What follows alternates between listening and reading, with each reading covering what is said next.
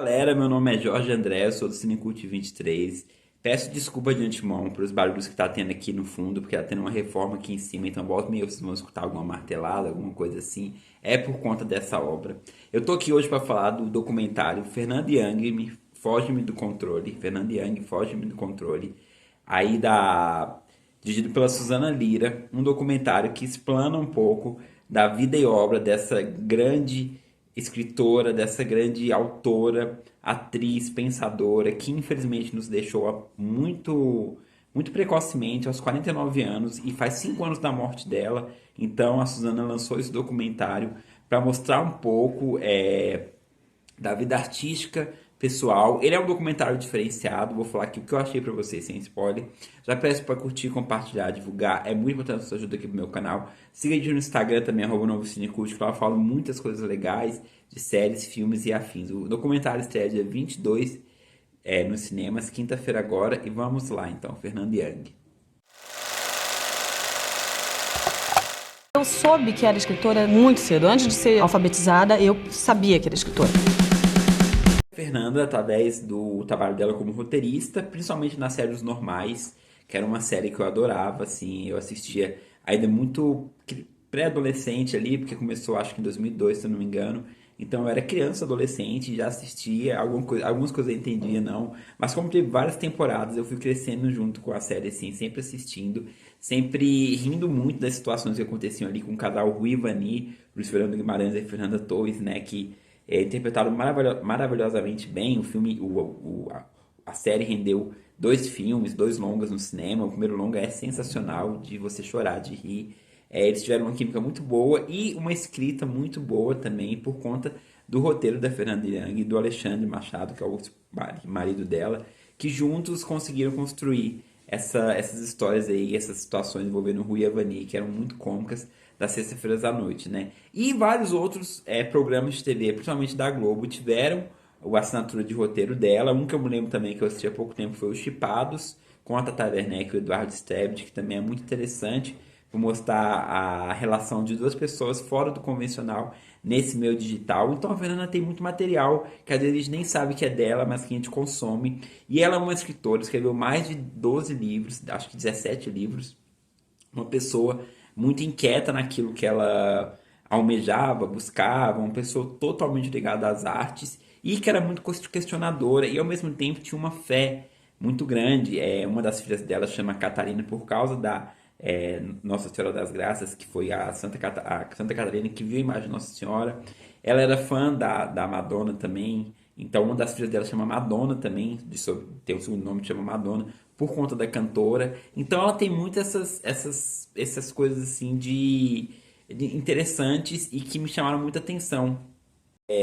Há pouco tempo descobri que eles estão colocando no YouTube os shortzinhos da GNT na época de Saia Justa, que era ela, a Marisa Hort, a Mônica Waldvogue e a Rita Lee. Gente, 4 mulheres incríveis, 4 pensadoras. Se você assistir hoje os programas que estão disponíveis no YouTube, você acha que muitas coisas ali que elas falam, algumas coisas não, ok, mas muitas coisas parece que são de 2023, pelas ideias, pelos pensamentos. E a Fernanda Young sempre me chamou a atenção por ser uma pessoa que muito inteligente, por ser uma pessoa que tinha um problema de dislexia, e aqui o documentário fala isso também. O documentário, na verdade, ele é um pouco fora da curva, ele tem uma pegada muito artística, muito forte. Então, ele não é aquele documentário que você tem depoimento de pessoas queridas, que eram amigas dela, da família. Claro, é citada a família, é citado o Alexandre, mostra o casamento, mas nada é muito aprofundado com relação a documentários convencionais. Ele tem uma pegada muito artística, e eu não sei se isso vai agradar a todos, mas eu acho que ficou a cara da Fernanda Young, assim. Eu acho que a diretora teve o cuidado.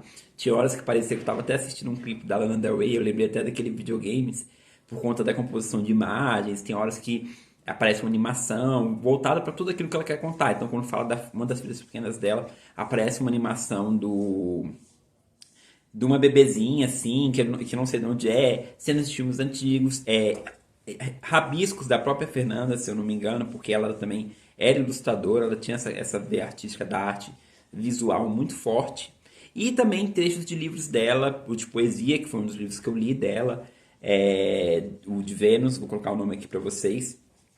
E então vários pensamentos, várias situações, cortes de entrevista dela na Marília Gabriela, entrevista, momentos ali no Saia Justa com as meninas, né, com a Marisa, com a Rita, com a Mônica, contando um pouco do que foi, ele pincela o que foi a infância dela, a adolescência, aquela fase punk que ela teve, os questionamentos dela, as performances artísticas também são vistas aqui no documentário, então existe, porque ela era muito livre com relação à nudez, por exemplo, então ela aparece muitas vezes em performances que realmente existe o nu ali, e ela fala isso em outras entrevistas também, a entrevista que ela fez com a Leda Nagli, é muito interessante porque ela fala justamente dessa questão da liberdade que ela tinha com o nu, sem voltar para essa parte assim sexual, mas sim do que era dela mesmo, entendeu? Então o documentário fica muito nessas questões artísticas e de pensamentos da Fernanda.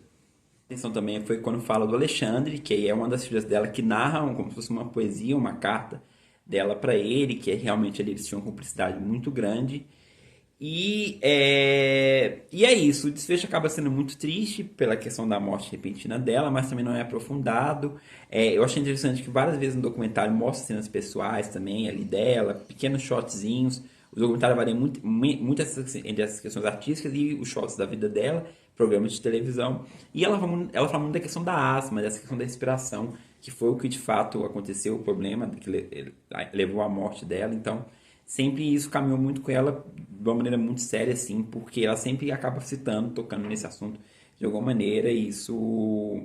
E é isso. E assim, é muito triste, porque realmente ela é uma pessoa que eu acho que tinha muito para mostrar ainda, e que realmente era uma pessoa muito inquieta naquilo, e ela era uma pessoa que ela falava muitas verdades, ela não tinha medo de errar e se desculpar e falar que mudou de opinião, e analisar muito esse contexto politizado, voltado para a questão das mulheres, muito forte, aqui no documentário fala isso também, principalmente com relação às mulheres. Então há um momento que ela lê a carta lá, a carta não, é uma música da Madonna que ela lê, a tradução ali com as meninas do Saia Justa é muito emocionante, porque elas colocam no lugar daquilo que a Madonna queria dizer na música também. Ela era super fã da Madonna, né? E é isso, cara, eu acho que o documentário é um documentário muito profundo, eu acho que mostrou muito assim essa questão da veia artística dela, da arte, mas é uma coisa que eu acho que não vai agradar todo mundo, né? Porque o pessoal às vezes espera uma coisa mais certinha, mais linear, e aqui não. Aqui ela quis misturar muito essa questão da literatura, da arte e dos pensamentos dela, numa maneira mais voltada para tudo aquilo que existia dentro da inquietude que era Fernanda Young. Tá me alongando aqui, porque eu falei demais. Fernanda Young, Foge-me do Controle, estreia quinta-feira agora nos cinemas. Fiquem ligados aí na cidade de vocês, se vai ter circuito e tal, prestem atenção. Ele já foi premiado. E se você tem saudade dela, assim como eu, queria saber mais. Às vezes eu fico lá no trabalho só escutando entrevistas dela. Tem entrevista dela com a Xuxa, tem entrevista dela com a Marília Gabriela, que aparece muito.